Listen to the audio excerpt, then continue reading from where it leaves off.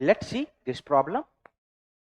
Two identical tennis balls, each having mass m and charge q, are suspended from a fixed point by thread of length l.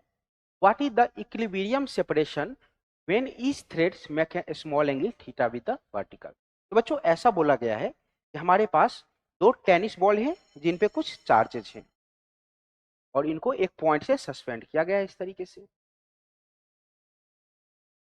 यहाँ पे एक ball है और यहाँ पे एक बॉल है।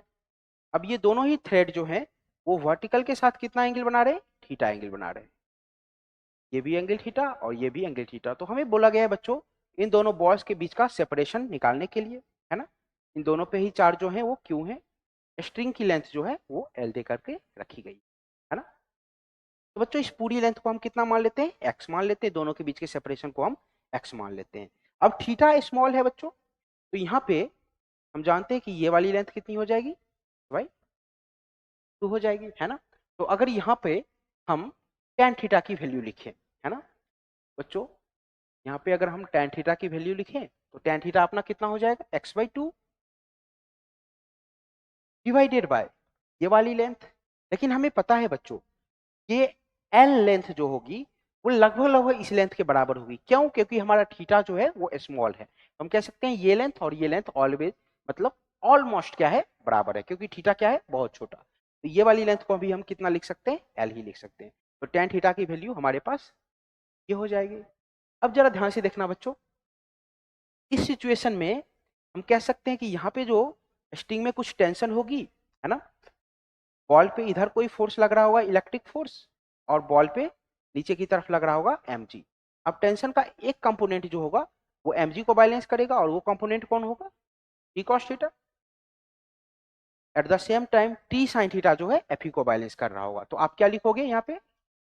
t sin थीटा जो है वो fe को बैलेंस कर रहा है और t cos थीटा जो बैलेंस कर रहा है वो mg को बैलेंस कर रहा है।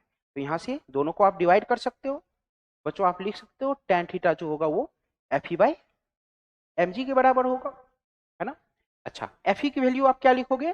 fe की वैल्यू आप लिखोगे 1/4 पाई एप्सिलॉन नॉट q1 q2 यानी q स्क्वायर डिवाइडेड बाय दोनों के बीच के डिस्टेंस का स्क्वायर यानी कि x का स्क्वायर इंटू नीचे में mg।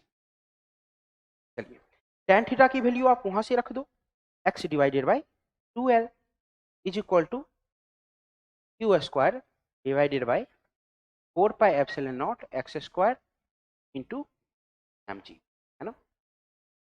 चलिए बच्चों अब हम यहाँ से क्या करते हैं? x वाली टर्म को एक साइड लेकर के आ जाते हैं, है ना। तो यहाँ से हम क्या लिख सकते हैं? x³ इज इक्वल टू, चलिए इसको हम कट कर देते हैं 2 टाइम में।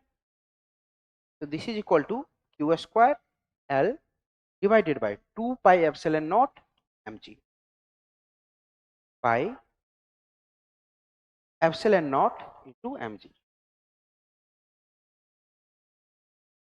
ठीक है, चलिए तो x³ की वैल्यू निकल गई तो हम x भी कैलकुलेट कर सकते हैं, इधर पावर 1/3 लगा देंगे, है ना।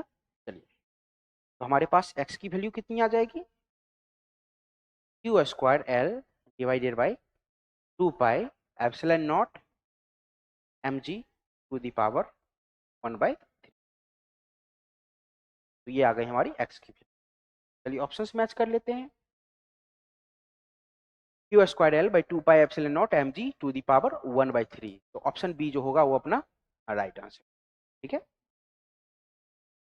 तो बच्चों जो कॉन्सेप्ट हमने यहाँ पे यूज किए हैं वो क्या यूज किए हैं? कूलम्ब्स